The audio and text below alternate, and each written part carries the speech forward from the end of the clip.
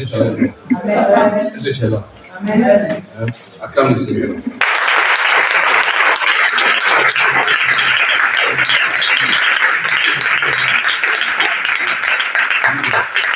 Amen. Tout à l'heure, il disait quelque chose de très important. Il dit quand tu entends la parole, cette nourriture, tu n'as plus faim. Est-ce que tu sais qu'avant, là, quand on partait prendre la communion, on disait ça. On dit quand tu prends la communion, tu n'as plus faim. Donc quand tu vas, tu prends la communion comme ça, tu viens t'asseoir, tu demandes à ton voisin, est-ce que tu es rassasié? Tout le monde dit, on est rassasié, mais à l'intérieur de toi, tu as faim. On ne nous a jamais expliqué que, en fait, l'homme là a plusieurs parties. Il y a le côté spirituel et le côté physique. Est-ce que vous savez qu'il y a une nourriture pour le côté spirituel et il y a une nourriture pour le côté physique? Vous savez ça, non? Mais quand tu entends la parole et puis tu n'as plus faim, on ne parle pas du côté physique.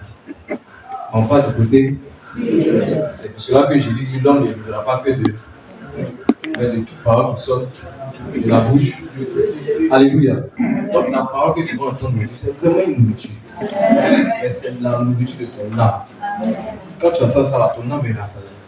Parce que si ton âme est attristée et que ton âme est affamée, tu ne pourras rien réaliser sur la terre. Parce que c'est le spirituel qui comprend le physique. Tu es d'accord avec moi? Est-ce que tu veux entendre cette parole? Tu veux cette force? Tu veux cette nourriture?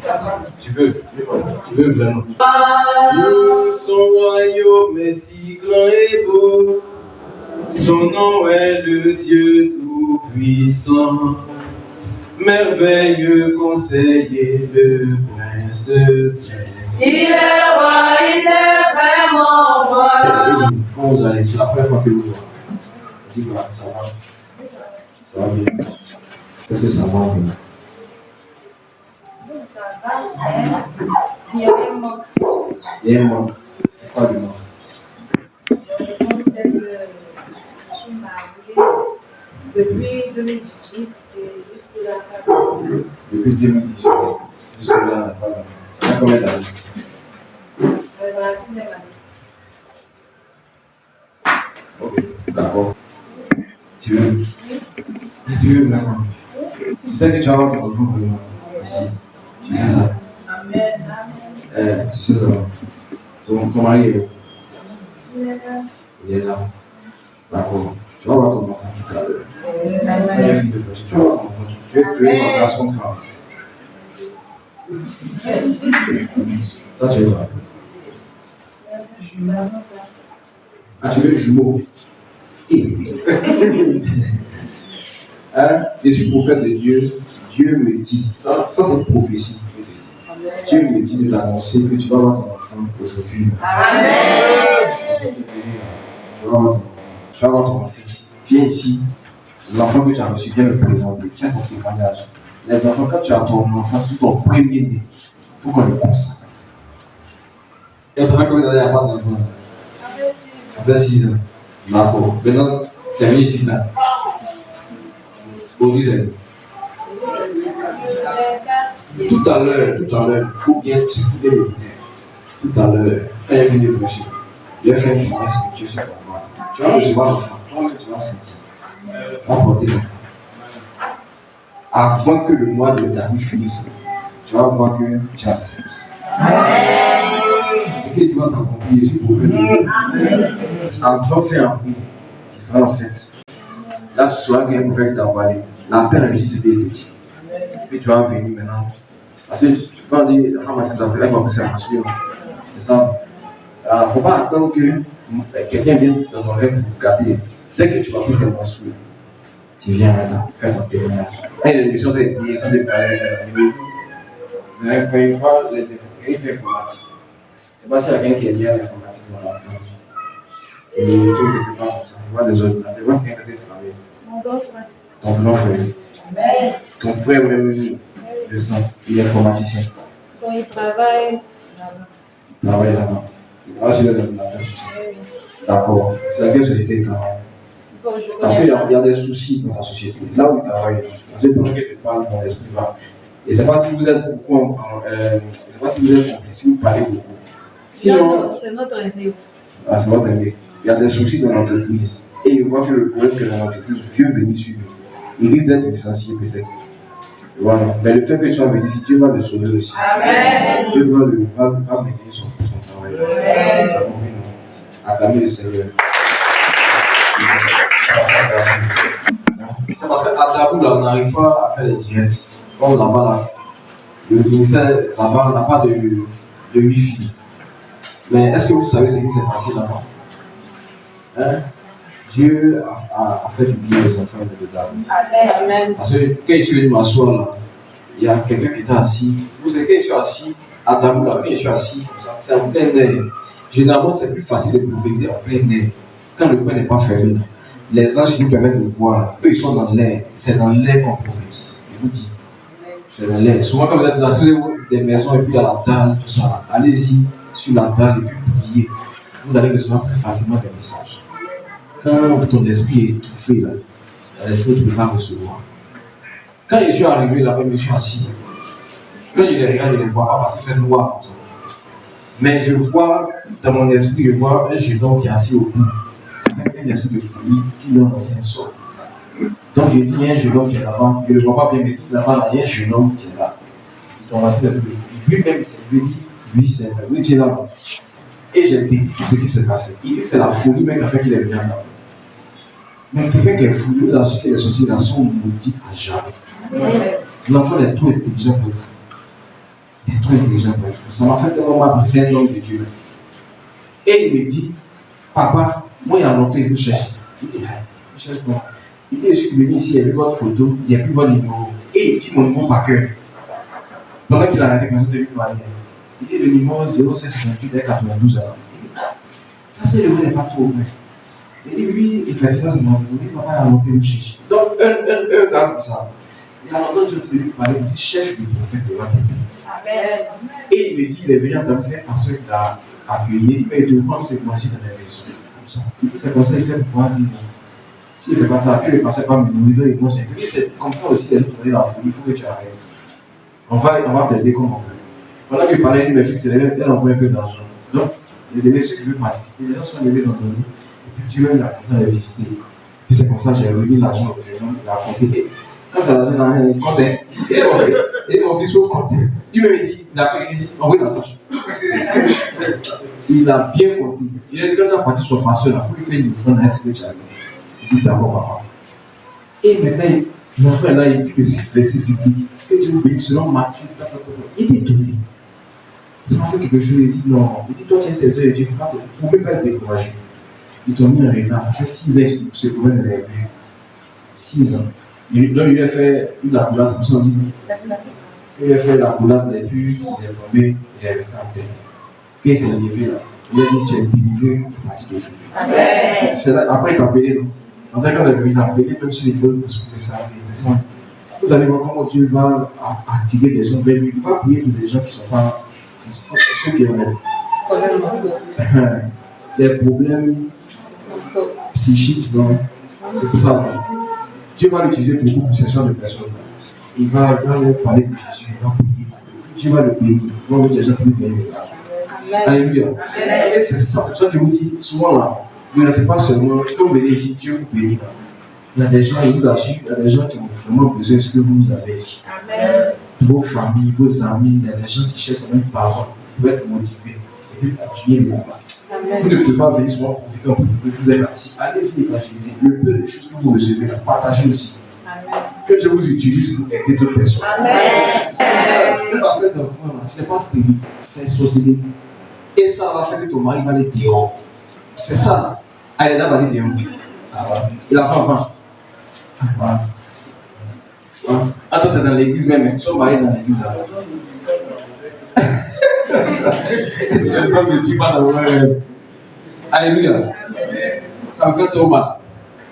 Ça me fait mal. Ça me fait mal. Et puis ça appelle l'enfant qui est venu. Imagine si le monsieur allait se mélanger avec une mauvaise sang. Cet enfant-là peut venir pour créer des problèmes dans l'enfant que tu vas avoir. Quand tu vois que Ismaël et Isaac, des frères, ont fini par se battre, jusqu'aujourd'hui, on se bat. Des frères. Que les sorciers meurent. Il y a quelqu'un qui me disait dernièrement, homme de Dieu, j'ai remarqué quelque chose. Il y a des endroits où quand vous arrivez, vous faites plus de miracles. Et il y a d'autres endroits, quand vous arrivez, vous prêchez plus, vous faites moins de miracles. Est-ce que vous savez pourquoi? Tu lèves ta main, tu dis ce que tu penses. Oui, amen. Ça dépend de ceux qui ont béni mon fils. Viens me faire un cadeau. C'est ça qui t'a emmené dans les mariages. Il veut me dire, oh, le vieux étudiant. T'as vu, non? Il est béni, ton fils. Hein? Ton fils est béni. C'est ton fils qui a apporté dans la vie de votre famille. Amen. Moi j'aime ça. Quand j'ai eu maman, j'ai ton seul fils. Parce qu'il dit, il est unique. C'est ça. Quand tu as un fils comme ça, c'est ton seul fils. Il faut que tu puisses le voir aussi et qu'il apporte quelque chose à ta vie et à toute la famille. C'est souvent que tu as une fierté. Parce que tu n'as pas eu plusieurs, tu as eu une seule. Et ton fils va apporter la lumière dans votre vie. Amen. Il va libérer votre famille de beaucoup de choses. Amen. Des choses que tu n'avais jamais compris. Amen. Est-ce que vous êtes d'accord? Amen. Et c'est ce que tu as dit. En réalité, là où vous partez, en fonction du territoire, là où vous mettez les pieds, l'environnement dans lequel vous développez, là, c'est en fonction de ça que Dieu va vous utiliser. Le prophétique n'est pas un copier-coller parce que tu as pris bâton pour prier pour quelqu'un ici. Quand tu vas partir aux États-Unis, tu as pris bâton aussi pour prier pour lui. Tout dépend de l'environnement. Si tu vois quelqu'un qui a eu un mauvais enseignement toute sa vie, tu n'as pas besoin de venir sors au nom de Jésus parce qu'il n'a pas de démon. Son seul problème, c'est l'enseignement qu'il a entendu. Un monsieur comme ça, comment tu as fait pour le libérer? C'est pas la prédication qui va le libérer. Maintenant, quelqu'un qui a l'habitude de voir, qui a fait fétiche toute sa vie, depuis il est né, il a l'habitude de voir le pouvoir. Quand il va à l'eau, il parle. Est-ce que vous savez qu'il y a des gens? Il y a un monsieur qui expliquait, il a dit que le marabout est venu, un footballeur. Il dit que lui, c'est censé la jouer ballon avec fétiche. Ils sont venus voir un marabout, le marabout est parti dans l'eau comme ça. Le marabout a resté des incantations. L'eau là, la lagune a commencé à bouillir. Et puis il y a une pierre qui est sortie. Il a pris la pierre là, et puis il a dit d'avaler la pierre. Il a fait tout ça, il est parti même, sa carrière n'a jamais marché. Alléluia. Amen. Maintenant, quelqu'un qui a eu l'habitude de voir ce genre de choses-là, comment tu peux l'aider? Il faut lui montrer que Dieu fait des prodiges aussi. Il faut lui montrer une puissance qui est supérieure à ça. Tout dépend de l'environnement dans lequel vous évoluez. Est-ce que vous êtes d'accord? Si vous êtes des chrétiens, vous devez manifester non seulement la parole de Dieu, mais pas seulement la parole, mais la puissance de Dieu. Si un sorcier fait fétiche pour te tuer depuis longtemps, si tu viens bavarder, c'est pas ça qu'il y a quelqu'un qui va te laisser. Hôtel contre hôtel, il faut dire hôtel contre hôtel. Hôtel contre hôtel. Il faut dire pouvoir contre pouvoir. Pouvoir contre pouvoir. Puissance contre puissance. Puissance contre puissance. Alléluia. Amen. Moïse avait, est-ce que vous savez que Moïse avait du bâton pour ça? Avant quand le pape vient, il va attraper un sorcier. Amen. Il va mourir aujourd'hui. Amen. Il va nous faire le témoin ici. Il y a des choses qui sont depuis longtemps. Amen. Amen. C'est pour ça qu'il veut faire vite. C'est pour ça qu'il va faire tout le monde. Amen. Il fait vite. Il va protéger, il fait le travail. Il va montrer comment on tue le sorcier. Amen. L'esprit du sorcier là, derrière la personne. Il a attrapé tout à l'heure. Il va mourir. À la Pâque, il va mourir. Amen. Vous vous rappelez la dame que les donné la parole, il a attrapé une société avant la Pâque, il va mourir. C'était allé passer. C'était surpassé. Ah, c'était ma fille qui est partie en France. C'était 5 fois que ça ne marche pas. Sa tante sorcière. Et puis c'est qu'il énerve, son papa veut défendre sa soeur sorcière. Le papa même n'est pas sorcier, il est mis dehors. Pendant la prière, il veut défendre sa soeur, il sortait. Quand ils ont dit ma musique, il dit avant Pâques, elle va mourir. Quand elle a dit Pâques là, c'est dans la rue. Dès qu'elle est rentrée, début avril, elle est tombée à l'hôpital. On pensait qu'elle allait la sauver, le rouge, elle est morte. Dès qu'elle est morte, ma fille, elle a eu visa. Tellement c'était rapide, elle n'avait pas pu acheter quand elle est partie. Elle n'avait pas fait ses affaires. Elle dit comment c'est, j'ai jamais vu ça. Elle fait 5 fois le C, ça ne marche pas. Rapidement, les papiers sont sortis, elle est partie. Aujourd'hui, elle a fait diplomatie. Elle en France là-bas. Et combien d'années la fille a souffert, elle a combien d'années? Il n'y a pas un mari, il n'y a pas quelque chose. Cette attente, elle a assez derrière toi. C'est quoi ça? Ça dit que parent. Début vous-même. Exode chapitre 4, le verset 1 à 4. Exode 4, verset 1 à 4. Moïse répondit et dit, voici, ils ne me croiront point et ils n'écouteront point ma voix. Mais ils diront, l'Éternel ne t'est point apparu. L'Éternel lui dit, L'Éternel lui dit, qu'y a-t-il dans ta main? qu'y a-t-il dans ta main? Il répondit, une verge. Est-ce que c'est Dieu qui a donné la verge à Moïse? Suivez-moi bien, parce que vous devez me suivre. Vous devez céder cet enseignement de ton esprit. Et après, maintenant, l'onction de Dieu va te visiter. Si tu ne reçois pas la parole d'abord, c'est difficile que les anges puissent te faire du bien. Hein? Vous le suivez? Ok, allons-y. L'Éternel lui dit, Est-ce que c'est Dieu qui a donné la verge à Moïse? non. Hein? Moïse avait la verge déjà. Oui. Mais pourquoi c'est Dieu qui vient maintenant expliquer à Moïse le rôle de cette verge? Ça veut dire que Moïse ne savait même pas ce qu'il avait en main. Est-ce que vous savez que souvent vous avez quelque chose en vous, mais vous ignorez? Vous êtes plus en danger que quelqu'un qui l'a. Est-ce que tu sais ça? C'est comme quelqu'un qui a des milliards. Il ne sait pas que les milliards peuvent l'aider à, par exemple, aller à l'hôpital ce soir. Il est malade, il a des milliards, mais il ne sait même pas ce que les milliards peuvent lui permettre de faire. Et il meurt parce qu'il n'est pas parti à l'hôpital.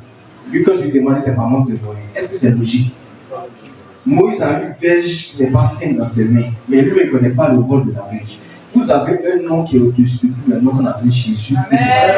Mais vous ne savez pas utiliser. Vous ne savez pas. Vous pensez que c'est le fait de s'arrêter de dire au nom de Jésus, au nom de Jésus, au nom de Jésus. Il y a beaucoup de personnes qui disent au nom de Jésus, au nom de Jésus. Marie, ça, elles sont mortes. Pourquoi? Parce que Jésus, là, il y a plusieurs Jésus. Même dans la Bible, il y avait quelqu'un qui s'appelait Bar Jésus. C'était un magicien féticheur. Mais le Jésus dont on parle, qui est le créateur de tout l'univers, c'est le Dieu tout-puissant. Avant d'utiliser son nom, il faut que lui soit en toi et toi en lui. Il n'y a pas de communion d'abord. Si tu n'as pas ça, quel que soit ce que tu vas visiter, tu n'auras rien comme résultat. Alléluia. Et Dieu qui dit à Moïse, jette ta verge. Suivez, la verge. Il dit jette, tu vas voir. Quand il jette la verge, ça devient un serpent. Vous pensez que tous les serpents sont savants. C'est ça que vous, là, c'est difficile que les prophètes vous êtes. Les chrétiens sont trop carrés. Voici Moïse, Dieu l'a dit serpent. On va aller faire bien. Regardez.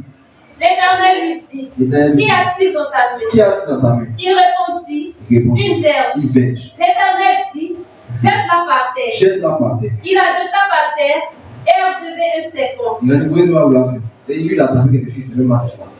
Ça me fait tout mal. Que Dieu vous donne la connaissance ce soir. Ce que tu as en toi est plus fort que ceux qui sont en toi, au nom de Jésus. Si tu prends conscience à partir de ce soir, rien qu'une personne ne pourra se séparer de Dieu. Même les sorts que tu lances, les maladies, tous ceux qui t'ont lancé là, si tu prends conscience qu'en toi il y a la vie, ça va te quitter définitivement. Tu vas repartir libéré au nom de Jésus. Allons-y. Moïse fuyait devant lui. L'Éternel Moïse fuyait devant qui? Parce que depuis par là, Dieu ne fuyait pas. C'est devant le serpent. Est-ce que Moïse avait peur du serpent? Il avait peur de quoi? Moïse avait peur de quoi? C'est qu'il fuyait. Dites Amen. Amen. Amen. Le étudiant, vas-y. Il a eu peur du bâton qui était. C'est quoi qui m'effrayait déjà? Il était surpris en fait. Sinon, Moïse avait l'habitude d'aller dans les hôtels. Il a dit il enlève ses cheveux, il va vers le buisson. Bon, il n'avait pas levé de lui-même. Il battait, il a dit il y a un buisson qui était en feu, mais le buisson ne se consumait pas. Vous avez déjà vu ça? Il y a un feu qui est sur un buisson, et le buisson ne se consume pas, ça finit jamais. Mais Moïse n'a pas eu peur. On dit il s'approchait. Dieu dit enlève tes chaussures, car cet endroit est saint. Et il a enlevé ses chaussures. Dieu vient lui parler bouche à bouche, il n'a jamais fui. Comment un petit serpent peut l'effrayer? Comment une transformation peut effrayer Moïse? Ce qu'il a effrayé là, c'est que lui n'a jamais su que ce qui est dans sa main là était aussi mystique. C'est ça qu'il a effrayé. Il y a beaucoup de choses en vous là. Le jour où tu as savoir ça, tu effraie au début. Ah, c'est comme ça que je suis né. Vous êtes passé dans la vie de beaucoup de personnes, leur vie a été transformée à cause de vous. Je vous assure, même les entreprises établies, ils ont joué à vous là. Ne regardez pas comment ils ont joué à vous. Remarquez, dès que vous avez quitté l'entreprise, il y a eu des difficultés. Souvent, tu rentres dans une entreprise, dès que tu rentres, il y a une stabilité qui vient, il y a une paix. Même les gens qui ne savaient pas comment ça chanter. Tu as apporté une stabilité là-bas. Mais dès que tu dis, quand tu as paix là-bas, vous comment ça se passe? Tu ne vas pas épargner que la finance. C'est le désordre total. Ta présence, ce n'est pas seulement l'argent, ne regardez pas l'argent. Votre présence se bénit beaucoup de personnes. Beaucoup de personnes. Regarde, elle est venue aujourd'hui. À cause d'elle, Dieu va bénir son frère. À cause d'elle, son frère, elle est connue partout parce que c'est là elle est venue. Mais elle est venue ici, parce qu'elle est venue ici. Le fait qu'elle soit en connexion avec le Père, elle reçoit non seulement l'enfantement aujourd'hui, et son frère là, Dieu va maintenir son poste. Si vous allez le sentir, Alléluia. Amen. Allons-y. L'Éternel dit à Moïse, Il dit à Moïse, étends ta main et saisis-le par la queue. saisis-le par la queue. Il étendit la main et le saisit et le serpent redevait une verge dans sa main. Le Amen. serpent est redevenu une verge dans la main de Moïse. Alléluia. Amen. Acclamez la parole de Dieu, enseignez-vous. Et puis on va discuter. On va parler comme des grands.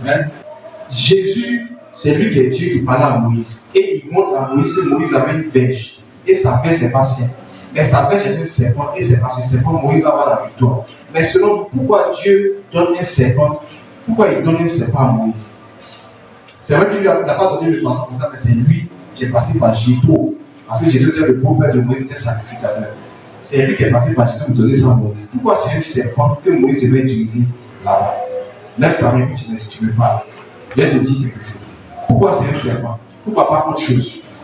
Est-ce que dans la Bible, c'était que les bâtons que les hommes devaient utiliser? Est-ce que c'était que les bâtons? À part le bâton, vous connaissez quel homme de Dieu dans la Bible qui utilisait autre chose? Pourquoi c'est le serpent que Dieu a donné à Moïse? Vu qu'il y a d'autres hommes de Dieu qui sont passés, est-ce que Samson utilisait un serpent? Samson dans la Bible. Il utilisait quoi? Lui, son pouvoir était quoi? Oui, ma fille de théâtre là. Ma fille, Samson. Lui, c'était quoi? Son pouvoir était. Est-ce que c'était un bâton? Ok. Élie. Le père spirituel d'Élysée. Lui, c'était quoi? C'était? Il a dit la parole, non? C'était quoi? Le feu, mais c'était son manteau. C'était matérialisé par son manteau. C'est ça, non? Et Moïse, c'était quoi?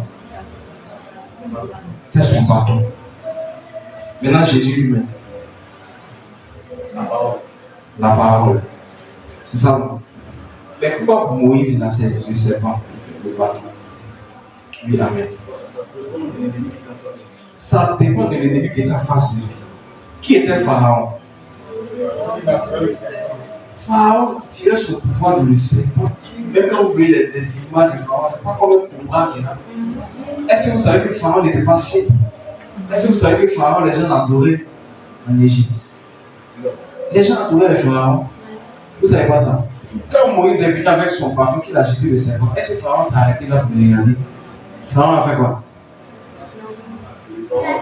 Oui, il aussi. Tellement il est mystique, ça n'a même pas eu peur. Il a appelé lui aussi ses magiciens. Eux aussi ils ont fait, ils n'ont pas fait.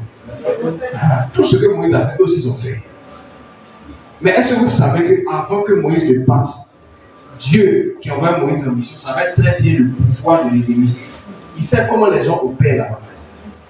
Et c'est pour cela que Dieu aussi a donné la même puissance à Moïse, mais qui était supérieur. Donc ce que le diable fait comme toi, il faut savoir qu'en Jésus là, tu as ça avec en supériorité. Amen. Si Satan utilise le feu, parce que Dieu lui donne le feu. Est-ce que vous savez qu'en Jésus il y a le feu aussi? Le feu de l'esprit. Vous savez ça? Mais vous savez qu'il n'y a pas que le feu, parce qu'il y a marqué dans les prières, c'est que le feu. Recevez le feu. Vous savez qu'il y a le vent aussi. Le Saint-Esprit sur son vent. Vous savez qu'il y a le vent de l'esprit. Est-ce que vous savez qu'il y a l'eau aussi? Les hommes ont fait croire que l'eau était démoniaque. Dès que tu vas dans l'eau, tu vas dire qu'il y a mon water.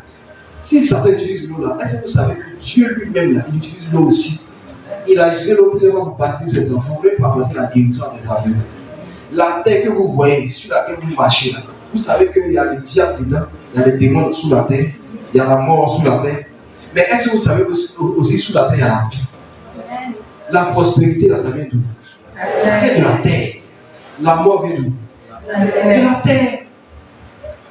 Tout dépend de ton ennemi. Vous avez toutes les armes, mais on n'utilise pas n'importe quelle arme à n'importe quel moment.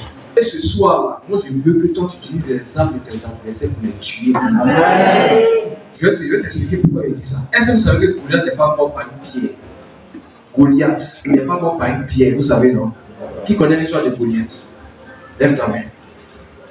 Mes enfants, vous êtes déjà enseignés, vous connaissez son histoire. Est-ce que, par exemple, est-ce que tu sais que Goliath, comment ils ont tué Goliath? 3 pierres et une lance. Elle dit 3 pierres et une lance. Ma fille de théâtre. Toi, comment ils ont tué Goliath? David a lancé la pierre. C'est la pierre qui a tué Goliath. Vous allez voir la différence entre mes enfants ici et puis ceux qui viennent d'arriver. Moi, mes enfants, ils ont la nourriture solide. Mes enfants sont très forts spirituellement. Ma fille, comment ils ont tué Goliath? Toi, tu dis par la pierre. Dès que la maman d'Amen, comment ils ont tué Goliath? Ah, c'est les pierres, mais c'est la partie chipétienne. Elle m'a dit lance-pierre, ils ont les thèmes. Comment ils ont tué Goliath? Vous allez voir. Il a utilisé une seule pierre. Une pierre. Il l'a mis sur la roche. C'est ça qui a tué Goliath. C'est ça, là. C'est ça, là. C'est ça, là. Mais c'est pas ça. Goliath, là, ils l'ont tué avec sa propre épée. David a pris l'épée de Goliath, coupé la tête de Goliath. Il faut prendre l'histoire. Prends d'abord les maïs, prends Goliath. Et vous montrer. C'est l'arme de ton ennemi, mais tu dois utiliser. La plupart du temps, là. Attendez, je vais vous expliquer. Bon, l'histoire de David. Souvent, quand les gens vous expliquent, pas lire vous-même. C'est l'histoire que les gens vous ont mis dans la tête. 1 Samuel chapitre 17. C'est toi qui dis les théâtres, les films, ne regardez pas ça pour être évangélisé. Soit ce sont les païens qui rédigent. 1 Samuel chapitre 17, verset 50 à 51. Ainsi, avec une fronde et une pierre, David fut plus fort que le Philistin.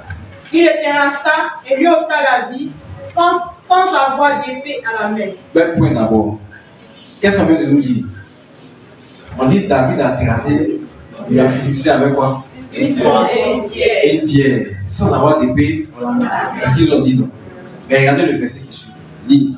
Il courut, s'arrêta près du Philistin, Il s'arrête près du Philistin. se saisit de son épée C'est l'épée de qui? du Philistin. Parce que la Bible dit que David lui-même n'avait pas d'épée. Il allait prendre l'arme même de Goliath. Et puis il a fait quoi? Se saisit de son épée qui tira du fourreau, le tua et lui coupa la tête. Bon, on n'a pas dit qu'il était déjà mort.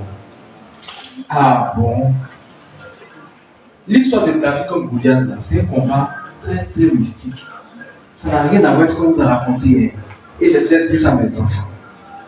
Le combat David comme Goliath, c'était un combat de puissance contre puissance. Et je vous ai dit que Goliath même n'était pas seul. C'est ça, non? Plus haut là, on dit celui qui marchait devant Goliath, te laisse à la main quoi?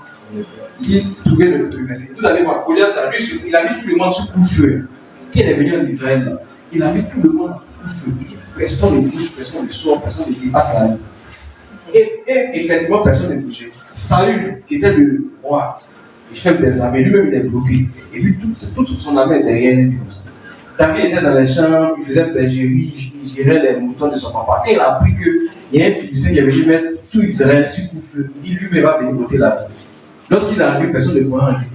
Mais Goliath dit quoi? Il dit envoyez-moi une seule personne qui va venir face à face dans sa fronte. Si la personne me tue, si moi je tue la personne.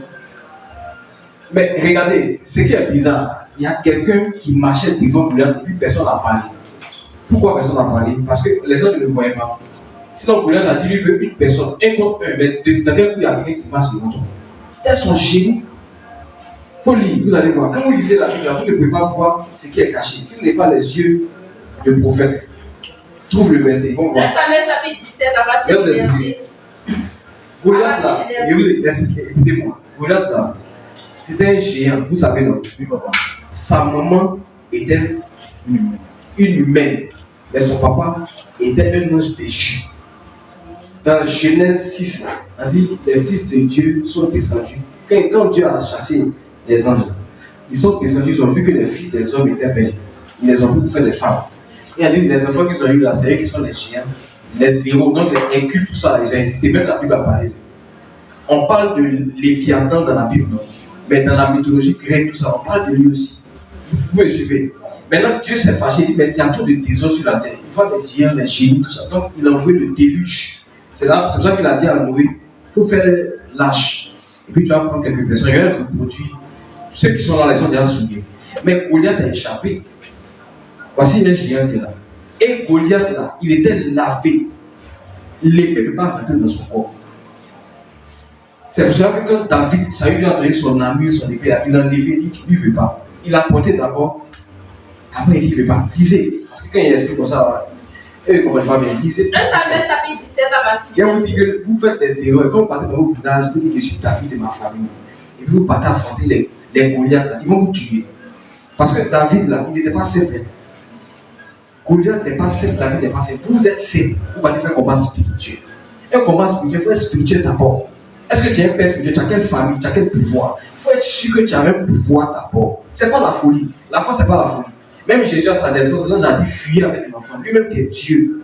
Il y a eu un moment où l'ange a dit fuyez. Quand l'homme qui est en face arrive à mourir, vous allez revenir. Il y a des combats là, il faut fuir, il faut laisser. Tu sais que tu n'as pas les armes, il faut laisser. C'est pour ça que souvent il y a des hommes de Dieu, mais tu peux venir prophétiser, mais tu sais que si tu prophétises comme ça, actuellement là, ce n'est pas une bonne saison, ils vont te mettre en prison, il faut laisser. Il y a des saisons où tu peux prophétiser. Même les apôtres qui marchaient Jésus, Jésus leur a dit, vous envoie, allez-y, annoncez la nouvelle. Ne partez pas avec de douce, rien. Quand vous allez arriver dans la maison, ce qu'on vous donne à manger, prenez puis manger. Le même Jésus qui a donné cette recommandation, quand il devait mourir, il savait que les ténèbres sont venues à la surface maintenant.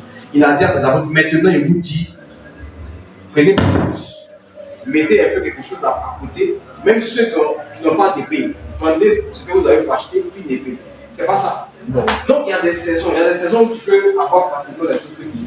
Il y a des saisons où c'est ça. Est-ce que tu me suis? Tu peux avoir traversé des moments difficiles, tu parles à Dieu, tu avais l'impression que Dieu était loin de toi. Laisse-moi te dire que peut-être que c'était une saison qui n'était pas favorable. Ça ne veut pas dire que Dieu ne t'a jamais aimé. Mais actuellement, c'est une saison, une nouvelle saison pour toi. Et cette saison-là est favorable pour toi. C'est le moment pour toi de commencer à parler avec Dieu, à faire des prières, faire des libations. Souvent, quand les gens font des libations, ils ne comprennent pas. Dans la Bible, Moïse, même, quand il a donné la loi selon Dieu, il a dit qu'il y avait l'action de grâce avec des libations. C'est ça, non? Quand vous voulez vous adresser à la terre, il y a des manières de s'adresser à la terre. Si ton ennemi est passé par la terre pour t'avoir, et que toi tu veux faire le temps à l'envoyeur, si tu parles dans l'air, rien ne va, tu vas mourir. Parce que lui, il allait verser quelque chose à la terre, il a donné quelque chose à la terre, et puis tu as maudit. Toi, tu vas dans l'air et tu parles. Tu vois que malgré toutes tes prières, tu es en train de mourir. Hein? Malgré toutes tes prières, tu es en train de mourir. Tu sais pourquoi? Non seulement tu as le nom de Jésus, mais tu n'as pas su utiliser. Le nom de Jésus, ce n'est pas seulement dans l'air. Je vous ai dit, il y a la terre, il y a l'eau, il y a le feu, et puis il y a l'air. Mais vous ne faites que parler dans l'air. Toutes les prières des chrétiens, c'est dans l'air. Seigneur, donne-moi, Seigneur, donne-moi. Dieu t'a déjà donné. Mais sauf que toi, tu n'es pas allé récupérer ça. Est-ce que tu me suis? Il est temps que toi-même tu aies la connaissance des choses spirituelles. Pourquoi Dieu a créé telle âme? Pourquoi les âmes sont différentes? Pourquoi il y a des animaux qui sont comme ça, d'autres sont comme ci? Tout ce que Dieu a créé là, c'est pour toi. Voilà qu'il a créé ça avant de nous créer. Mais quand tu laisses tout ça, tu dis, Seigneur, donne-moi encore. Il va donner quoi? Tu veux l'argent va tout être ici. Ou bien, tu veux la réussite est dans la main des prophètes. On dit qu'on fait aux prophètes pour réussir. Jésus n'est pas venu faire réussir quelqu'un, il est venu sauver ton âme. Parce qu'il sait que l'âme, la personne ne pourrait sauver sa propre âme. Mais la réussite a été à tes résolutions viendra ton succès. La réussite, c'est dans ta main. Toi-même là, tu peux réussir. Comment tu vas faire? Il faut aller vers le spirituel. Vers le spirituel sur la terre ici. Ce n'est pas des hommes de Dieu. Des prophètes, ils vont te montrer comment tu vas faire. Si c'est la terre, si c'est pas la terre. Moi, je te regarde, à cette femme-là, il faut aller faire tout ce qui est lié à la terre. Tu vas avoir plus d'argent. Parce que quand ils te regardent, ils voient que c'est la terre. S'il y a d'autres, c'est l'eau. Il peut dire à la femme, en fait des business en rapport avec l'eau. Tu vas voir que ça va marcher pour toi. Même souvent, les liens de famille, là, c'est pas tout est mauvais. Il y a des liens de famille, c'est pas des liens de famille, tu vas savoir ce que tu dois faire. Si ton papa, l'arrière-grand-père, était un grand acteur, c'est devant ça. Si tu lances seulement des produits vivriers là, tu vas voir que ça va marcher. Est-ce que vous me suivez? Tu es d'accord avec ça? Vas-y, lis l'histoire de 1 Samuel chapitre 17, à partir du verset 1. Les Philistins réunirent leur année pour faire la guerre. Et ils se rassemblaient à Soko qui appartient à Juda. Élise, tu sais que quand il venait, même qu'il était assis là tout à l'heure, mon esprit est parti faire ta guerre. Tu vois là? Mais c'est maintenant que l'on a problème, dit qu'elle a eu son enfant, elle a eu un problème. Mais ce qu'elle a eu là, ce n'est pas un problème simple. Je pense que peut-être qu'elle doit être connectée, je ne sais pas. Mais je ne sais pas, mais mon esprit même est parti chez elle. Et je vois, il y a 2 jours en arrière, 2 jours, aujourd'hui elle est la mort, 2 jours en arrière, c'est comme si elle a senti quelque chose dans son dos. Donc si elle est connectée là, il faut qu'elle puisse confirmer rapidement. C'est comme si elle a senti quelque chose dans son dos, elle sauter de la télé. Et je suis parti là-bas. Il y a des moments après, elle a dit, elle ne va pas venir à l'heure. C'est vrai, tu me dis, elle a dit, elle a mal au ventre. Mais ce n'est pas simple. Elle vit des choses, en ce moment. Quelqu'un est venu dans son dos pour la frapper. Mais après vous expliquer, il faut l'appeler, il faut lui demander si elle n'a pas senti quelque chose dans son dos. Avant qu'elle ait le point de ventre. Vas-y. Et ils offrèrent un secours et Azeka à l'église d'Amé. Saül et les hommes d'Israël se rassemblèrent aussi. Suivez bien, vous allez comprendre. Ils campèrent dans la vallée des Térébès et ils se mirent en ordre de bataille contre les Philistins. On dit qu'il y a Saül et puis son armée. Ils se sont mis en ordre de bataille contre les Philistins. Les Philistins, là, c'est l'armée de. Voilà, là, c'est Goliath, c'est là-bas, c'est sa tribu. Là-bas, il est quitté. C'est pas ici que son village. En tout cas, eux, là, on les appelle les Philistins. Et Goliath était un Philistin. C'est ça, non? Voilà, allons-y. Les Philistins étaient vers la montagne d'un côté et Israël était vers la montagne de l'autre côté. La vallée les séparait. La vallée les séparait. Un homme sortit alors du camp des Philistins et s'avança entre les deux armées. Les deux armées se regardent, mais personne n'ose venir. Mais Goliath, lui, il se dépasse et il vient. Il vient vers eux et puis il lance des menaces. Il se nommait Goliath. Il était de Gath et il avait une taille de 6 coudées et un enfant. C'est vraiment un géant. Et puis, lui, la caillou, il va le tuer. Quand vous voyez un petit caillou là, c'est parce que vous ne connaissez pas Goliath. Sinon, la caillou dont David parle, c'est pas caillou simple. Goliath, non seulement lui-même, c'est un géant. Il est moitié esprit, moitié homme. Et puis en plus de ça, il était très bien équipé. Il a porté une armure. Son armure, même quand on tire dans sa part, l'armure qu'il portait là, on tire mais ça va rentrer. C'est pas quelqu'un qui peut le tuer. Sur sa tête était un casque d'airain. Tu as vu? En plus de sa forme, il avait porté un casque d'airain. Et il portait une cuirasse à écailles du poids de 5000 cycles d'airain. Il avait aux jambes une armure d'airain et un javelot d'airain entre les épaules. Le poids de sa lance était comme une soupe de tisserand et la lance faisait 600 cycles de fer. Celui qui portait son bouclier marchait. Alléluia. Maintenant, écoutez-moi bien. On dit qu'il y a quelqu'un qui n'est pas Goliath lui-même. On dit qu'il portait quoi? C'est-à-dire lui, il porte le bouclier de Goliath et puis il marche devant Goliath comme ça. Goliath est derrière, et puis lui, il est devant. Et puis les deux s'avancent. Mais vous allez bien sûr. Goliath, quand lui vient, il dit je veux une personne qui va venir, puis nous deux, on va s'affronter. Mais selon vous, si toi tu dis que tu vas affronter une personne, et vous êtes deux là, on va laisser. Mais pourquoi on va laisser? Mais c'est parce que celui qui porte là, ce n'est pas un homme. On ne le voit pas. C'est un esprit. Goliath, dans son combat, n'était pas. David, au Goliath, n'était pas simple. Goliath, même son papa s'appelle Samuel. Avant qu'il ait dit Goliath, David, son père spirituel s'appelle Samuel. C'est un prophète sacrificateur. Avant que David vienne se lever pour affronter Goliath, son père avait bâti un hôtel qu'on appelait Ebenezer. Et l'ange qui est descendu là, il dit jusqu'à ce jour. C'est ce que Samuel disait. L'Éternel nous a secouru. Et il a placé entre les Philistins et puis les enfants d'Israël là. Samuel avait placé une pierre. C'est ça qui fait qu'il n'arrivait pas à se toucher. C'était un ange qui était là. Et David, avant de venir là, il sait son alliance. Vous n'avez pas de père. Vous n'avez personne pour faire combat pour sorcier. David a pris les cailloux là, n'était pas sain. D'abord, ils ont donné, regardez, Saül lui-même, son père spirituel, c'est Samuel. Mais il n'est pas parti. Lui, il s'est arrêté, il avait peur. Parce qu'il sait très bien que Dieu lui a retiré sa grâce. Et maintenant, lui, il enlève son ami pour donner. Il a porté son ami à David. David a bien porté l'ami. Après, David dit enlevez mon sang.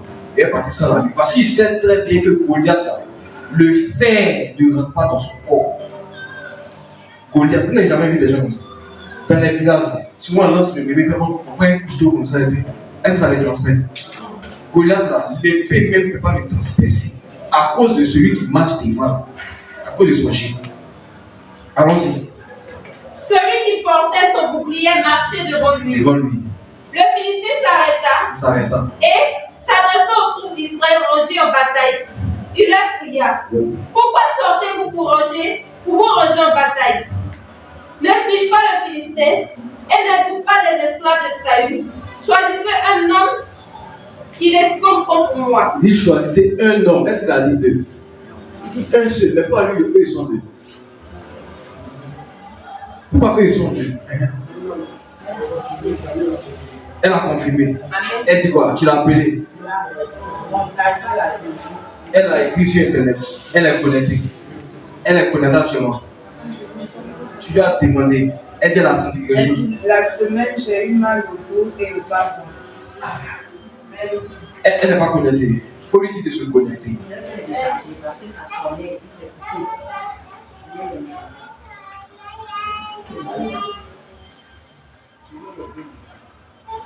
Papa, elle dit qu'elle est en voiture, Elle va à l'hôpital. D'accord.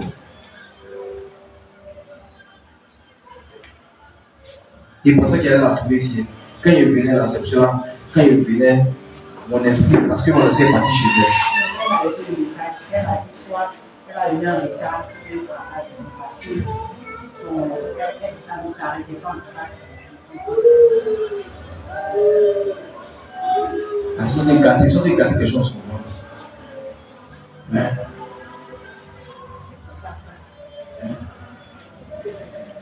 elle dit elle s'est coupée, le direct est coupé. Les gens sont connectés. Jésus, acclame le Seigneur.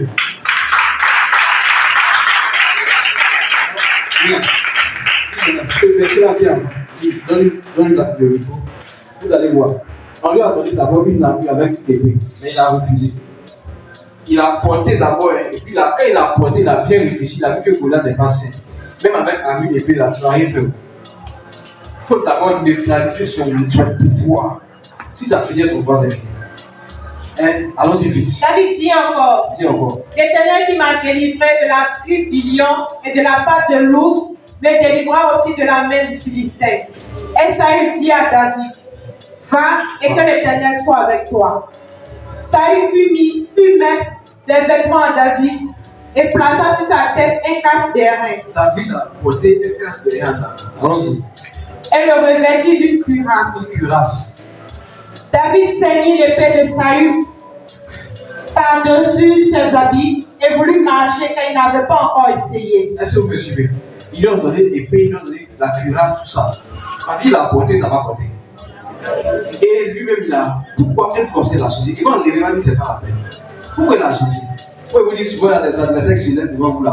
Ciao, oubliez-toi. Papa. Tout ce que vous les chrétiens connaissent là, c'est papa. Eux parlent la langue.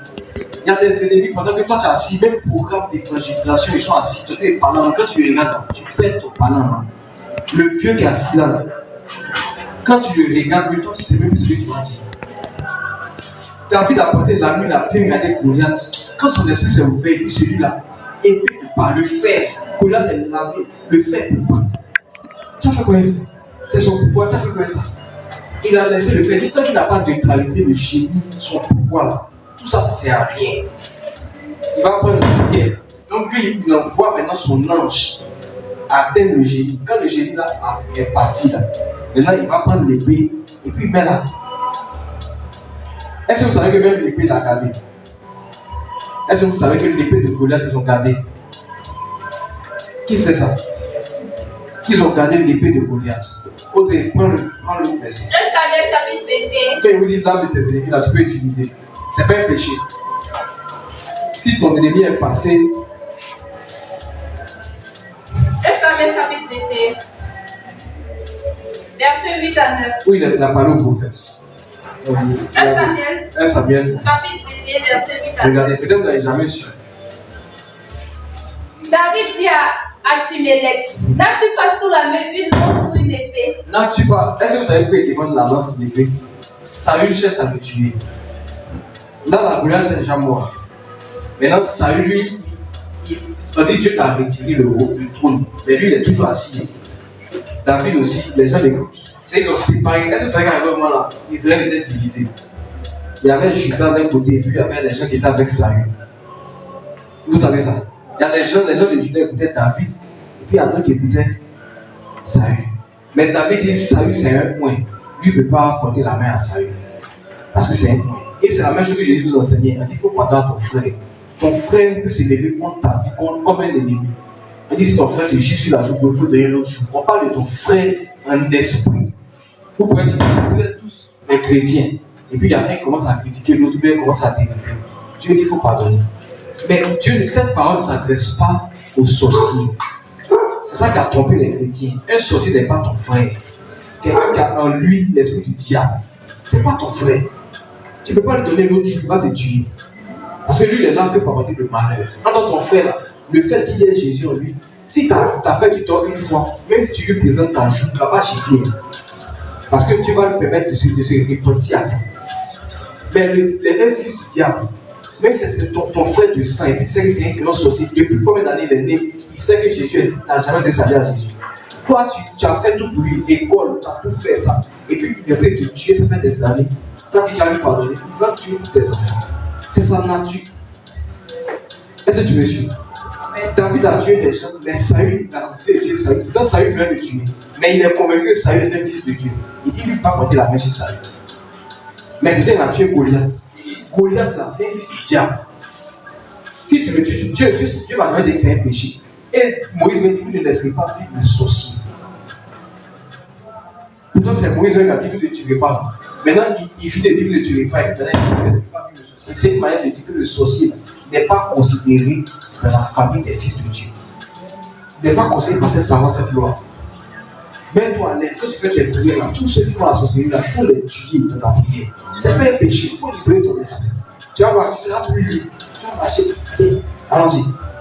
N'as-tu pas sous la main une lance ou une épée? Car je n'ai pris avec toi ni mon épée, ni mes armes. Parce que l'ordre du roi était présent. Là-bas, David cherche une arme, quelque chose pour se défendre. Mais ce qu'ils vont lui donner là, quand tu sais contre Saül, il va les tuer, ça va prendre des Philistins encore. Parce que quand il va avoir l'occasion de tuer Saül, il va dire, je ne peux pas porter la main sur un point de Dieu. Mais quand ils vont lui dire que les Philistins sont là, il va partir faire la guerre, il va les tuer tous. Avec l'arme encore, avec eux-mêmes leur propre. Ah. Allons-y. Le sacrificateur répondit. Voici l'épée de Goliath. Voici l'épée de Goliath. Ils ont bien emballé l'épée. Vous pensez qu'on laisse ça? Épée de quelqu'un qui n'est pas simple. Vous vous amusez. Voici l'épée de Goliath. David va dire, donne-moi. Et ça, il n'y a aucune épée qui est comme l'épée de Goliath. Voici l'épée de Goliath, le Philistin que tu as tué dans la vallée des Térébétes. Elle est enveloppée dans un drap, derrière les côtes. Si tu veux la prendre, prends-la, car il n'y a pas d'autre ici. Écoutez ce que David va dire. Et David dit, il n'y en a point de pareil, donne-la-moi. Donne-la-moi. Et il va prendre l'épée pour partir. C'est bon. Alléluia. Est-ce que tu es avec moi? Est-ce que tu arrives à me suivre? Moi, je veux qu'aujourd'hui, là, tu sois libre. Là, tout ce que tu as créé, vous pouvez utiliser. Ce n'est pas un péché. Ne vous laissez pas avoir par la sorcellerie. Si tu as eu l'habitude de voir un féticheur en train de parler dans l'eau, ce n'est pas que tu as créé l'eau. Ce n'est pas parce que tu as eu l'habitude de voir ça que c'est interdit de parler à l'eau.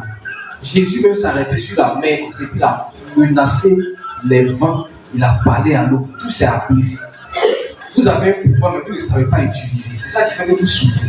Mais je ne veux pas que ça continue dans ta vie, cette vie. La Pâque, à chaque fois, est-ce que vous savez que Jésus, il n'est plus en train de ressusciter? Il est ressuscité une seule fois. Mais pourquoi à chaque fois la Pâque, un chrétien doit célébrer? Parce que c'est lui qui a dit, faites cette fête-là, célébrez ça, de génération en génération. Est-ce que Jésus ressuscite à chaque moment? Mais pourquoi selon vous, on doit toujours célébrer? À chaque Pâque, il y a toujours un esprit que Dieu envoie, soit pour venir récupérer les sacrifices. Parce que pendant ce moment, les gens font des sacrifices, même les juifs font des sacrifices. Et il y a d'autres qui viennent apporter la vie, il y a d'autres qui viennent vous tuer. C'est une période où les esprits sortent. Donc Dieu sait, il dit, ben, comme vous avez vu ce qui s'est passé ici, là, où les premiers ont été tués, vous aussi, dites à vos enfants qu'à chaque Pâque, qu'il fasse cette célébration. Et lui, il va se souvenir de ça. Et lui-même, ça, quand il avait cette recommandation-là, c'était dans l'Ancien Testament. Mais quand lui, il est venu sur la peau de Jésus, c'est à la même période encore que lui-même, il est mort et il est ressuscité pour aller nous sauver encore de l'enfer. Parce que ça marque vraiment un passage. Tu ne peux pas vivre la même chaque Pâque. Pourquoi? Si tu sais que tu étais stérile avant, normalement, si tu as célébré, comme des Pâques, ça ne sert pas. C'est toujours stérile. C'est que tu n'as pas célébré. Si tu as vraiment célébré la Pâque, tu vas quitter d'un point A qui était mauvais pour arriver à un point B qui est meilleur, forcé. Est-ce que tu me suis? Si tu étais dans le chômage depuis longtemps, quand la Pâque, la période de Pâque arrive, si tu as su célébrer, parce que pour célébrer là, c'est pas aller danser avec les effets en tombe. Fais une cérémonie. Il y a des choses que tu vas avoir fait la cérémonie, comme le vin, le blé, le feu. C'est une cérémonie que vous devez faire. Est-ce que tu me suis? Allons-y. 1 Samuel chapitre 23. Tu ne peux pas tout te dire. Oui, tu ne pas comme ça. 1 Samuel chapitre 23, verset 2 à 5. Allons-y, ça, je pense que c'est où vous allez faire la guerre. Vas-y. Regardez, quand la fille lui prend l'épée de Goliath, il va aller affronter les Philistins, il va encore les tuer. Vas-y. On vient dire à David, voici, les Philistins ont attaqué Keïla et ils pilent les ailes. David consulta l'Éternel en disant, irai-je et battrai-je ces Philistins? Et l'Éternel lui répondit, va, tu battras les Philistins et tu délivreras Keïla. Mais les gens de David lui disent, voici, nous ne sommes pas sans crainte ici, même en Juda. Que sera... Oui, là, ils sont en Juda. Et puis, tous ceux qui sont avec Saül là sont ailleurs. Allons-y. Que sera si nous allons à Keïla contre les troupes des Philistins? David consulta encore l'Éternel. Et l'Éternel lui répondit. Oui, vous dites souvent là. Souvent, c'est qu'ils fatigue. Les trucs ne sont pas vraiment unis. Si on leur histoire est bizarre. Saül veut tuer David. Pendant que lui veut tuer David, les Philistins là l'attaquent là-bas. Lui, Saül, ils attaquent en même temps David. Parce que les Philistins là, les voient, eux, tout ce qu'on leur aidé. Et pendant ce temps, eux-mêmes les enfants d'Israël sont en guerre. Arrivé au moment où Saül va poursuivre David, David va fuir. Les gens vont venir lui dire, mais les Philistins sont détruits le royaume là-bas. Toi, tu as été poursuivre David. Il va se retrouver pour aller faire la guerre. Pendant ce temps, David aussi, il y a des fils Saül. Quand ils vont lui dire, les Philistins des chefs qui sont partis, il va se retrouver avec l'épée qu'il a parlé, les tuer, qui va venir les tuer là. Ils vont continuer à se poursuivre. Ils vont continuer à se poursuivre. Tu vas aller dans un coin, dans une grotte, quelque part là-bas, Saül le cherche pour le tuer. Mais Dieu va faire tout, c'est David qui aura l'avantage. Mais David va dire, lui, comment porter la main. Il va dire, parce qu'il va venir là, Saül dort. Il va venir, il va couper le point de la mort. Il va taper le point de la mort. Quand Saül va se réveiller, il va dire, tu as vu, si il voulait te tuer là, il va te tuer. Mais comme tu es moins, il te laisse. Saül va avoir honte. Il va dire, ah, Saül vraiment demande pardon parce qu'il voit vraiment que tu as quitté le bien. Les gens ont compris mon esprit. Et c'est comme ça, la parole va s'arrêter, mais Saül va mourir par la suite.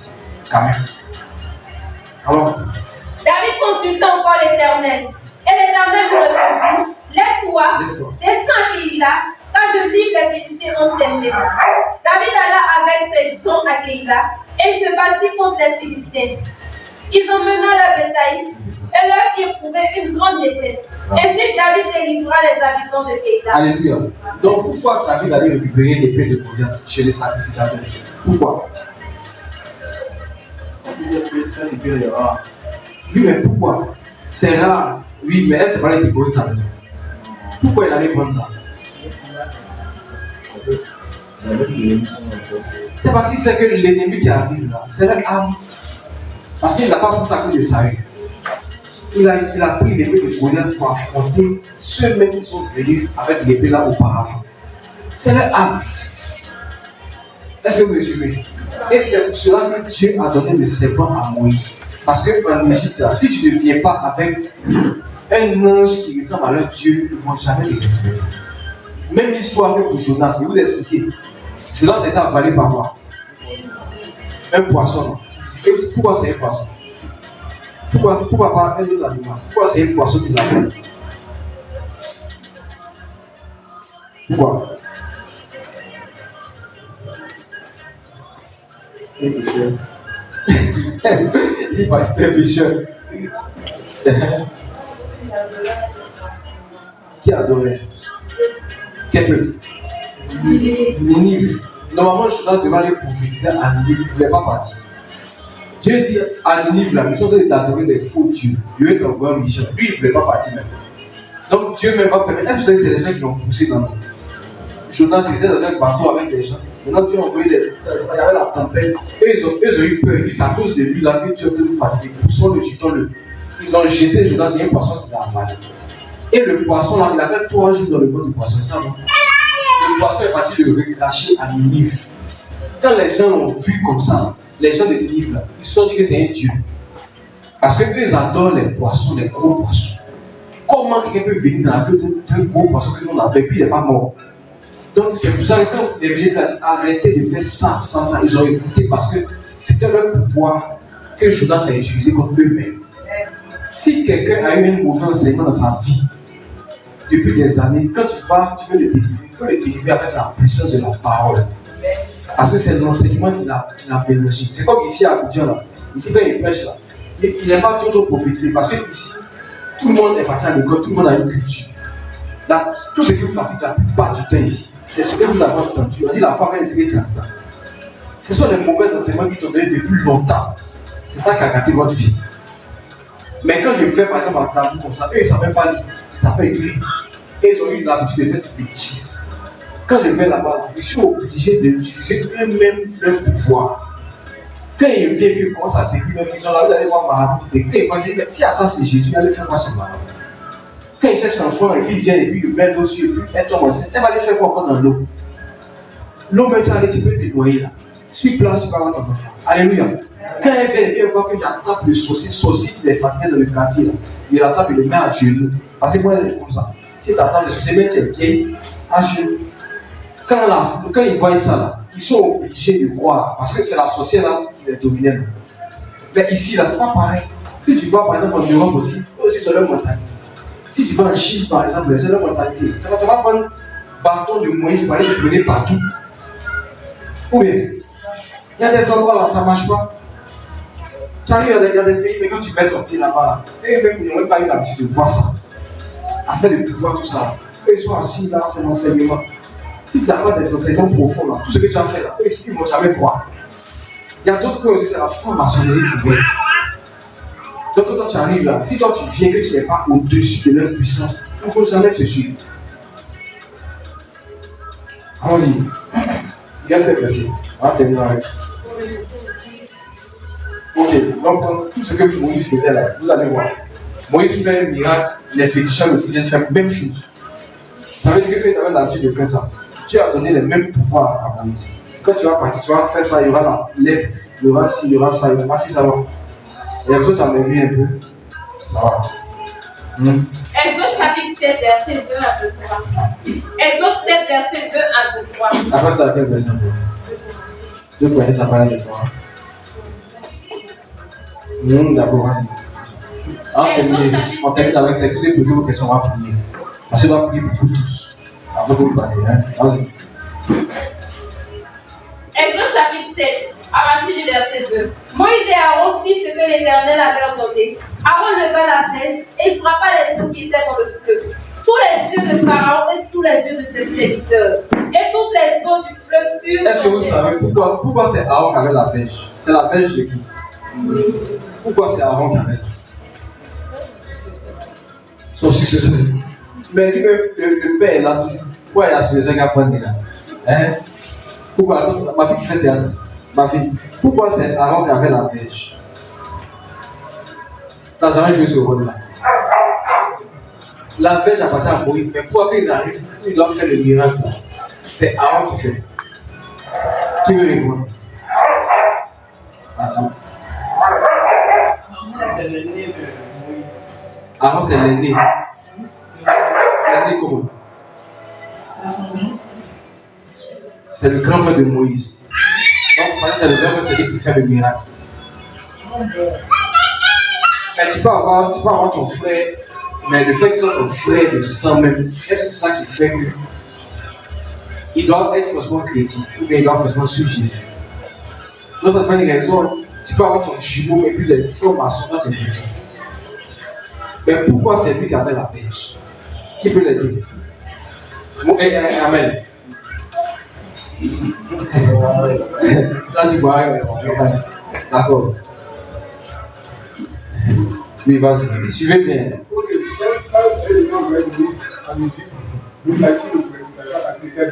Moïse a dit à Dieu, je suis bête, j'ai des difficultés, ma langue là, c'est compliqué que je puisse parler. Tu vois, non? Et puis Dieu lui a dit quoi? Dieu a dit, il ne faut pas t'inquiéter d'abord de ce que. Non, ça, ce que tu dis là, toi tu as tout résumé, tout mélangé, tu as tout fait. C'est pas en fait pour avoir soulevé, il a tout mélangé, les viandes grands, puis nous a donné un ça là, quand Moïse a dit qu'il a la difficulté pour parler, Dieu a dit, il ne faudrait pas t'inquiéter de ce que tu as dit même.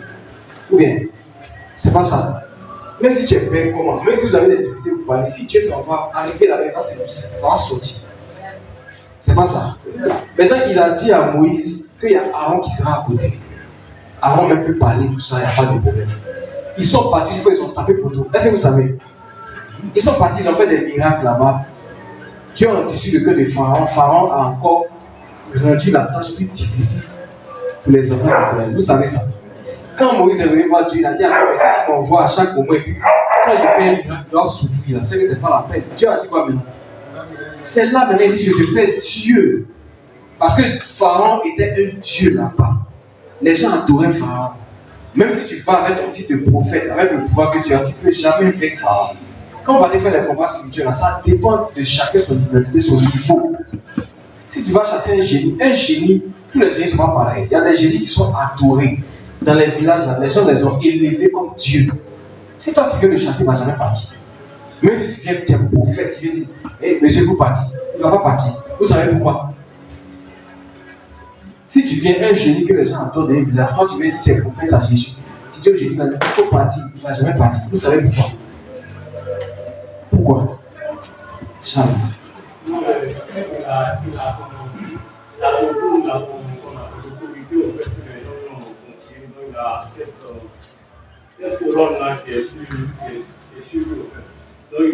J'ai pas compris, il faut résumer. Mais tu as compris. Voilà. Pourquoi on appelle ça? Elle n'est pas du encore. Elle vient, elle va à l'école, elle a gueule. Elle doit être aussi bien. Normalement, les enfants, un enfant qui a l'option. Elle doit être aussi bien. Vas-y. Qui peut l'aider? Comme les pères. Ils disent qu'ils lui ont confié. Bon, qui peut l'aider? Pourquoi, si tu viens faire. Ça, là, c'est un cas pratique. Vous arrivez dans un endroit où les gens ont adoré un génie. Le génie, ça fait des années, là, les gens l'adorent. Toi, tu viens étant un grand prophète. Si tu lui dis quitte le village, est-ce qu'il va partir? Pourquoi? Il faut que Dieu te donne le territoire. Il faut que Dieu te donne le territoire. Mais comment Dieu donne le territoire ici? Comment Dieu doit donner le territoire? Il faut que tu aies le pouvoir au-dessus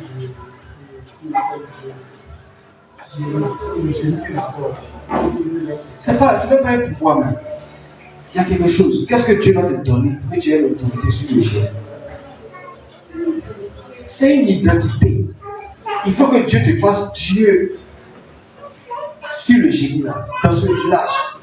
Si tu viens, regardez, si j'arrive dans le village que personne ne me considère, même si il dit au génie de partir, les gens vont me faire sacrifice, ils vont le rappeler. Même si j'ai le pouvoir, comment il ne va jamais partir. Avant qu'il ne parte, il faut que Dieu, dans le cœur de tous ceux qui sont au village, il me fait Dieu aussi. C'est parce que vous pensez que c'est péché. Dieu a dit, il te fait Dieu sur Pharaon et c'est grand D. C'est pas petit D. Et puis il dit, c'est Aaron qui sera ton prophète. Il faut dire que c'est pas parce que Aaron est son grand frère ou son frère. Dieu a fait Aaron prophète, il a fait Moïse Dieu. Sur Pharaon, pas Dieu de toute la terre. Sur Pharaon. Si j'arrive comme ça au village, que les gens, comme Jonas est arrivé, ils ont vu Jonas dans la gueule du poisson, eux tous sont inclinés. Jonas dit, c'est un mensonge. Si Jonas dit, arrêtez de faire fétiche, ils vont arrêter. Mais s'il arrive au village que personne ne me considère, même s'il y a le pouvoir, il y a le nom de Jésus, il dit, Jésus va partir. Mais quand il y a des génies qui ne sont pas adorés, la fille là, elle est partie coucher avec un génie qui s'attache à elle, ou bien elle espèce sortie de l'eau, et puis il est venu coucher avec elle, s'attache à elle. Elle n'a pas adoré. Quand elle vient là, il dit, Jésus, dégage le nom de Jésus. Vu que c'est ma fille, il est obligé de partir. Parce que j'ai le pouvoir sur ma fille. Tu l'as su pourquoi? Il dit, quitte le nom de Jésus. Il va partir. Il va repartir où il est quitté. Mais dès que nous avons fait hôtel, les gens entretiennent l'hôtel, chaque fois ils font des sacrifices, les gens viennent l'adorer, ils ne croient pas en Jésus. Toi-même tu viens te minimiser. Tu as dit quoi? Voilà pourquoi Jésus dit, lui-même pour faire chez soi, et lui-même il a quitté là où il était, voilà ailleurs. Il n'a plus fait de miracle à Jérusalem. Où ils l'ont vu grandir, c'est le fils du charpentier. Lui-même qui est Dieu, il fait miracle, ça ne marche pas. Il n'a plus fait de miracle à Jérusalem, c'est le même pouvoir. Il n'a pas réussi. Il est toujours parti ailleurs. Donc si tu viens ici, même si tu viens, tu dis, ah, homme de Dieu, il faut me délivrer, tel. Moi, il te dit la vérité. Si je sais que c'est un génie qui a adoré dans ton village, elle te dit, soit il t'enlève de la famille. Il y a jamais ce genre de cas là. Voilà comment on peut le traiter. Suivez-moi bien. Si c'est un génie qui est dans ta famille, ils ont adoré, soit les mettre ton nom là-bas. Quand tu viens, elle te dit de faire sacrifice. Si tu viens, en tout cas, si c'est un vrai prophète, parce que le génie qui est là-bas, là, c'est comme si c'est ton papa d'office. Les gens l'adorent. Et ton nom est là-bas, c'est toi. Toi, tu fais partie de la famille, tu es né là-bas. Moi, il n'y a aucun droit. Pour que toi, tu puisses venir dans ma famille, là, tu dois déposer quelque chose sur l'autel. Forcément. Quand tu viens déposer quelque chose, ça montre ton engagement. C'est dans le spirituel. Automatiquement, je t'enlève dans la famille. Le génie là n'a plus de droit parce que tu dis, c'est comme si tu as changé de famille. Quand tu viens chez moi, là, tu vas voir que ta famille là, ça toujours dans le génie. Il ne peut pas se marier, il ne peut pas travailler, il ne peut pas enfanter, mais toi, seul, tu enfantes. Mais le génie est toujours là, mais il n'a plus de pouvoir sur toi. Deuxième solution, toute ta famille là doit me considérer comme un vrai homme de Dieu. Ils vont venir, ah, qu'est-ce qu'on doit faire? Il dit d'accord, on va le chasser, il doit faire ça. Là, il va le chasser. Mais si eux tous ne sont pas d'accord avec moi, c'est que je ne suis pas dans leur famille, je suis qui? Il va venir comme ça, non, ils vont recommencer. Ça, c'est la deuxième solution. C'est pour ça que quand les gens viennent ici, généralement, si ils sentent que ce qui te fatigue là, c'est lié comme ça. Tu es obligé de bâtir un hôtel. C'est hôtel contre hôtel. Il y a des familles là, il y a des faits sacrifices pour soi.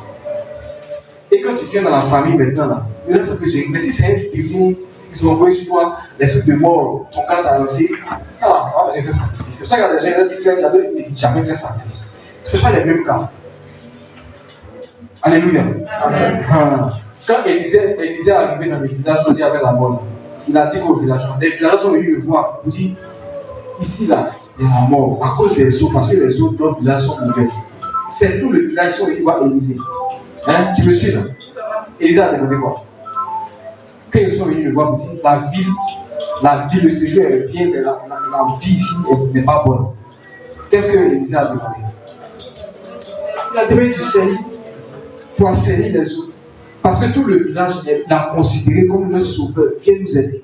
Donc il est rentré dans l'eau, il a chassé le génie, la mort était là. Mais moi, il arrive dans un village, personne ne veut changer. Personne ne veut me considérer. Pourquoi il est parti m'engager? Ou bien, il n'y a plus de verset. On termine. Moïse et Aaron firent ce que l'Éternel avait ordonné. Aaron leva la flèche et il frappa les eaux qui étaient dans le fleuve, sous les yeux de Pharaon et sous les yeux de ses serviteurs. Et toutes les eaux du fleuve furent changées en sang. Les poissons qui étaient dans le fleuve périrent, le fleuve se corrompit. Les Égyptiens ne pouvaient plus boire du fleuve et il y eut du sang dans tout le pays d'Égypte. Mais les magiciens d'Égypte en firent autant de par leur enchantement. Les magiciens aussi ont fait pareil. Le cœur des Pharaon s'enduisit et n'écouta point Moïse et Aaron selon ce que l'Éternel a dit. Pharaon se retourna et il alla dans sa maison et ne prit pas, même à cœur, cette chose. Au verset. Vu que Moïse était Dieu, il ne pouvait pas attraper la bête pour faire le miracle. Il fallait qu'il ait son serviteur, qui était Aaron. C'est Aaron qui faisait maintenant le travail. C'était le prophète. Mais par la suite, mais ce n'est pas Aaron que Dieu va utiliser pour envoyer le peuple à Canaan, c'est qui? Josué. Parce que Aaron même arrivé au moment, il va se corrompre. Il va faire des bêtises. Il va faire un veau d'or. Quand les gens vont trahir Moïse, ils vont venir le voir. Fais-nous un veau d'or, il va faire. Donc, ce n'est pas parce que Aaron était tellement bien. C'est parce que dans la mission, Dieu a fait Moïse Dieu. Pharaon était tout posé comme un Dieu. Pharaon est assis parce que lui, là, c'est le magicien. Il les appelle, il vient du fond. Lui, là, assis. Tout le monde vient se tourner devant. Chapitre 8, à partir du verset 10. Il faut acheter du lait. Il faut acheter du lait, lait bonnet rouge. Puis tu viens. Viens faire ton travail, tiens. Vas-y, vite, termine. Le chapitre 8 à partir du verset 10. L'Éternel dit à Moïse, dis à Aaron, étends ta vêche et frappe la poussière de la terre. Et elle se changera en poux. Aaron prend la vêche, il frappe encore la terre. Ça se transforme en quoi? En poux. Il fit ainsi, Aaron étendit sa main avec sa vêche et il frappa la poussière de la terre. Elle fut changée en poux sur les hommes et sur les animaux. Toute la poussière de la terre fut changée en poux dans tout le pays d'Égypte. Les magiciens employaient l'autre enchantement pour... Est-ce que vous savez que ça, jusqu'aujourd'hui, les gens font toujours ça? Ils prennent la poussière. Vu que la poussière, c'est la terre morte, et puis ils souffrent, ils disent ton nom. Tu vas voir des gens qui ont commencé soit à tomber malade, sa peau, à avoir des boutons, tout ça. Jusqu'à ce jour-là, les gens continuent de faire ça. Ils vont te lancer des coups, ils vont te lancer de la lèvre, ta peau va pourrir, des sorts avec la poussière. Allons-y. Et les magiciens employèrent leur enchantement pour produire les poux, mais Même chose. pas. Les poux étaient sur les hommes et sur les animaux. Et les magiciens dirent à Pharaon, c'est le doigt de Dieu. Le cœur de Pharaon s'endurcit. Et il n'écouta point Moïse et Aaron, selon ce que l'Éternel. Maintenant, pour les serpents, Moïse est venu jeter le bâton.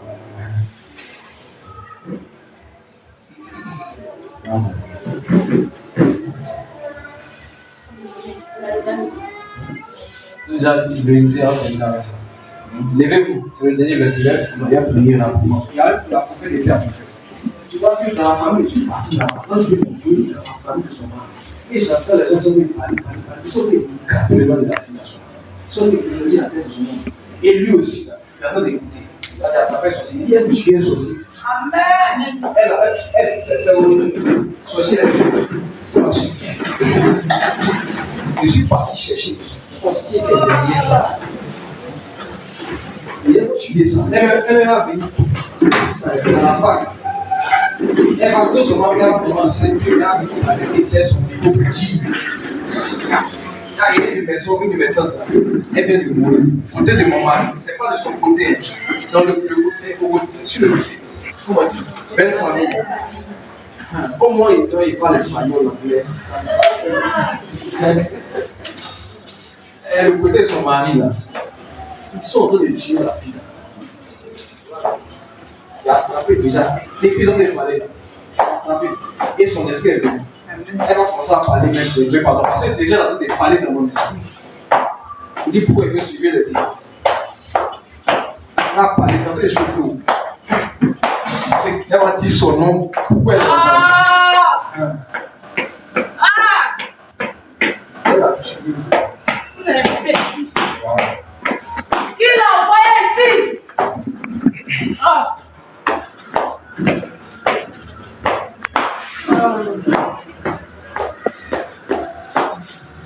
C'est devant vous, vous pouvez la filmer. Donc, elle va faire son témoignage ici.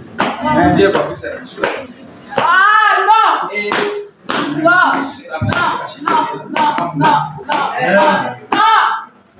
Pourquoi? tu es qui? Tu es qui? Tu es qui? Tu es qui? C'est sa belle-mère, voilà. Est-ce que c'est elle qui m'a dit? Est-ce que c'est elle qui m'a dit?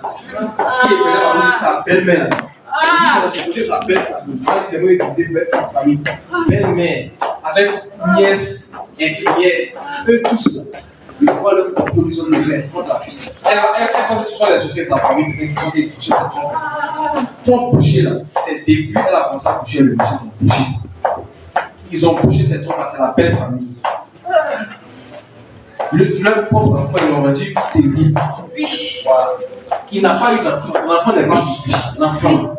Oui. Ils ont brûlé l'enfant dans la sorcellerie sur le monsieur et détruit leur famille, leur foyer. Il a tout dit. Il ne peut pas avoir l'enfant. Voilà. Ils l'ont rendu stérile. Ils veulent rendre stérile maintenant sa femme. Il ne peut pas. Elle va dire que moi, elle ne va pas se marier. Elle ne va pas venir ici. Je ne vais pas se marier. Il a dit de ne pas se marier. Je ne vais pas se marier. Quand vous partez, vous mettez des gens, il faut savoir que tu mets des gens. C'est à cause d'elle, les frères. Quand vous partez dans la famille, vous mariez, elle est assise là, elle parle, il sait, elle est dans ça. Quand vous partez dans la vie de quelqu'un, faire combat, c'est moyen prier, il va changer. Est-ce que d'abord tu as une alliance?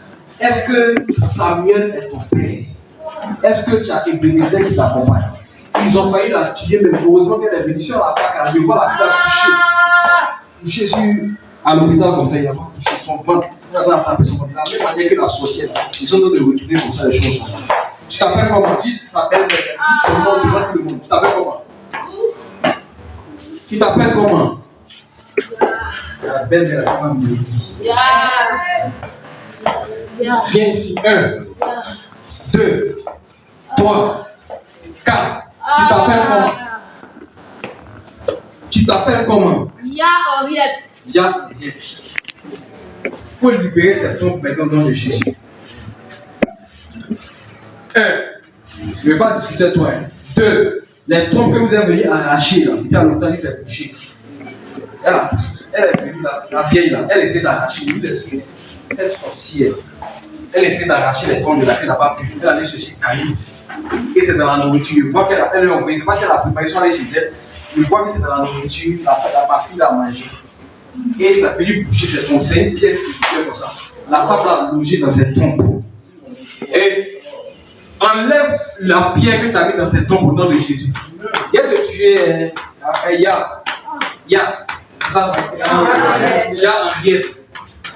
Enlève Donc, prends ta main, puis tu enlèves, dépêche-toi au nom de Jésus. Mettez le feu sur elle, tout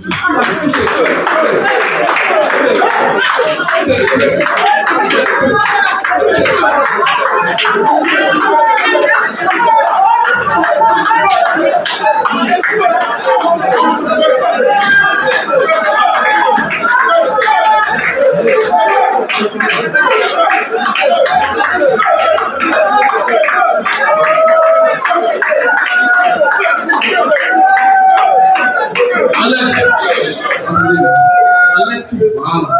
Si tu veux pas qu'on te brûle le corps, libère cette trompe au nom de Jésus. Dépêche-toi. Enlève tout. Enlève tout. La fille là, elle va revenir, elle va lui demander d'aller voir. Je ne sais pas s'il y a une cérémonie, quelque chose, la peine, tout ça. Je ne sais pas si c'était comme une fête comme ça. Elle a mangé, elle a fini de manger là. Peut-être 2 jours après, elle a eu mal au bas. C'est là, elle a eu mal au bas avant de après c'est passé. Elle pensait que c'était juste les menstrues ou bien sa mauvaise période. Vous allez demander, elle va vous dire exactement ce qu'ils ont dit. Et après ça, elle a commencé à voir que ses menstrues étaient plus trop comme avant. Les menstrues là venaient plus trop comme avant. C'est la sorcière belle-mère là. Dans la nourriture, elle est venue coucher. Parce qu'elle est venue de son rêve pour arracher là-bas. Et elle est venue coucher par là. Il parle un peu comme elle est sacrée en façon. Écoutez sa façon, belle famille là. J'ai entendu parler un peu comme si ce soit un camp.